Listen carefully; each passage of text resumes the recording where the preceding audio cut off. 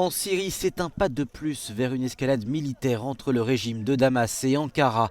Au moins 33 soldats turcs ont été tués jeudi dans la province d'Idleb, dans des raids attribués au régime de Bachar el-Assad. Soutenu par l'aviation russe, ce dernier a lancé depuis avril 2019 plusieurs offensives meurtrières dans cette province stratégique du nord-ouest syrien, dernier grand bastion rebelle et djihadiste du pays.